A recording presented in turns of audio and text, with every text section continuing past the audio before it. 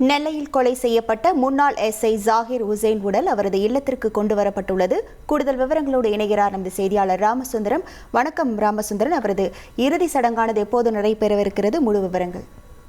நெல்லையில நேற்றைய தினம் படுகொலை செய்யப்பட்ட முன்னாள் உதவி ஆய்வாளர் ஜாகிர் உசேன் உடல் நெல்லை அரசு மருத்துவக் கல்லூரி மருத்துவமனையில உடற்கூறு ஆய்வு செய்யப்பட்டது. அவர்கள் வைத்த கோரிக்கை, அதாவது குடும்பத்தினர் வைத்த கோரிக்கையை ஏற்ற காவல்துறையின் நடவடிக்கையை தொடர்ந்து தற்போது உடல் உறவினர்கள் பெற்று நெல்லையில் டவுனில் உள்ள அவரது இல்லத்திற்கு உடலை கொண்டு வந்திருக்கிறார்கள். தற்போது பொதுமக்கள் மற்றும் அவர்களது இந்த இஸ்லாமிய அமைப்புகளின் அஞ்சலிக்காக வைக்கப்பட்டிருக்கிறது. தொடர்ந்து பல்வேறு தொழுகைகள்லாம் நடத்தப்பட இருக்கிறது.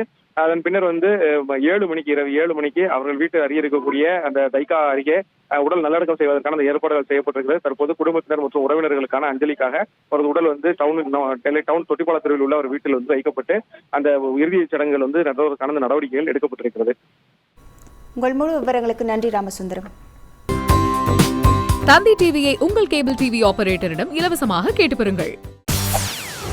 செய்திகளை உடனுக்குடன் தெரிந்து கொள்ள உடனே சப்ஸ்கிரைப் பண்ணுங்க.